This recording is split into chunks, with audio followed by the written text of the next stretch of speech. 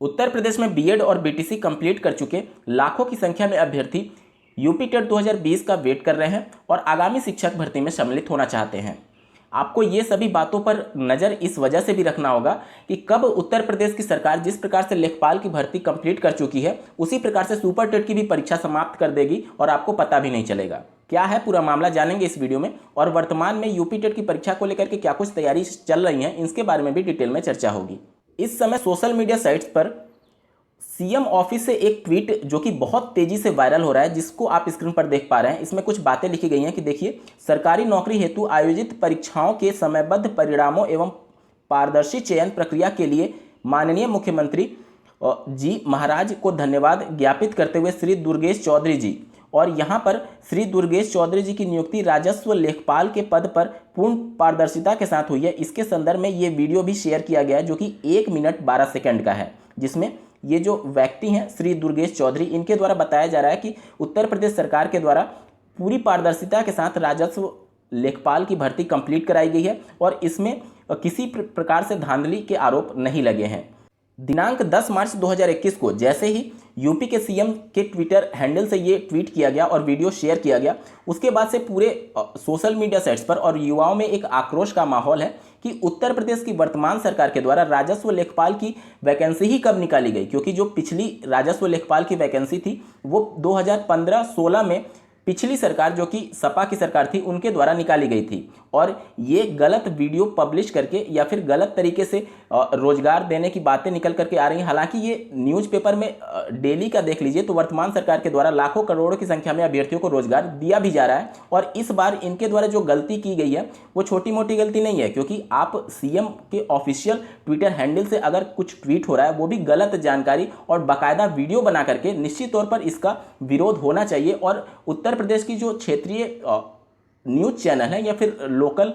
Media है उनको भी इन सभी चीज़ों को कवरेज देना चाहिए कि किस प्रकार से न्यूज़पेपर या फिर सोशल मीडिया का प्रयोग करते हुए गलत तरीके से उत्तर प्रदेश सरकार की छवि को प्रस्तुत किया जा रहा है। और ये उस प्रदेश में हो रहा है जहां के बेसिक शिक्षा मंत्री श्री सतीश चंद्र द्विवेदी जी के द्वारा ये ऑफिशियल ट्वीट किया गया है, जिसमें उनके द्वारा एक शब्द गलत लिखा गया, जिसको लेकर के सोशल मीडिया साइट्स पर इनकी एक तरीके से ट्रोल किया जा रहा है। निश्चित तौर पर यह खेदजनक है, क्योंकि आप एक शिक्षा मंत्री हैं और आपसे इस टाइप की मिस्टेक की अपेक्षा नहीं की जाती है। जिनका वीडियो सीएम ऑफिस के ऑफिशियल ट्विटर हैंडल से शेयर किया गया था, जिनका नाम दुर्गेश चौधरी बताया जा रहा है, वो इस समय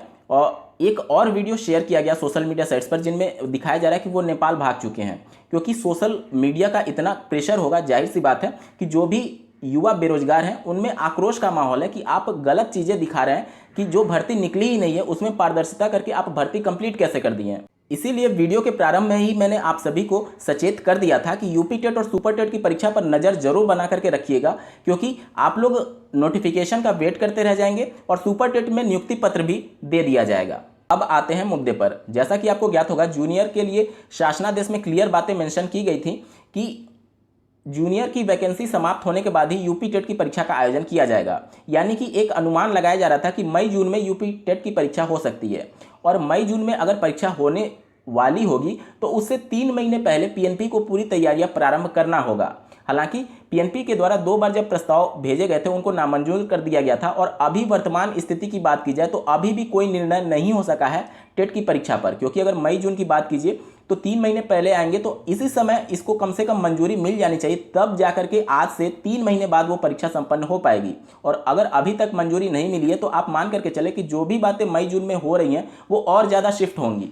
तो अभी यूपी टेट और सुपर टेट की परीक्षा को लेकर के कुछ भी निश्चित नहीं है। सरकार का क्या कुछ रोड मैप है, बेसिक शिक्षा मंत्री जी के स्टेटमेंट को आप लोग लगातार फॉलो कर रहे होंगे तो उनसे क्लियर लगता है कि सरकार की मंशा शायद नहीं है इस वर्ष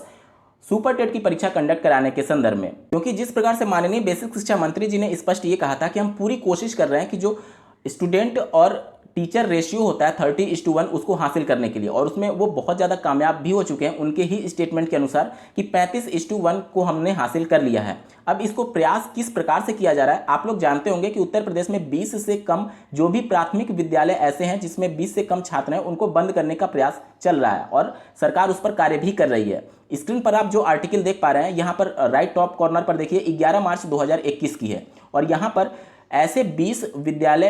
एक जिले में पाए गए हैं जहां पर टीचर्स ही नहीं है और वहां पर रसोइयां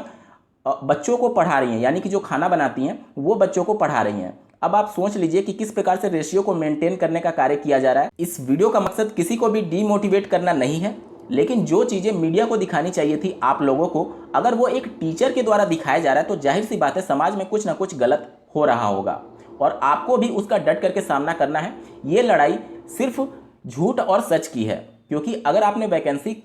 नहीं प्रारंभ की है, वैकेंसी कंप्लीट नहीं की है, तो गलत तरीके से समाज में इसका क्रेडिट आप क्यों ले रहे हैं? क्यों मीडिया शांत है इन सभी मुद्दों पर?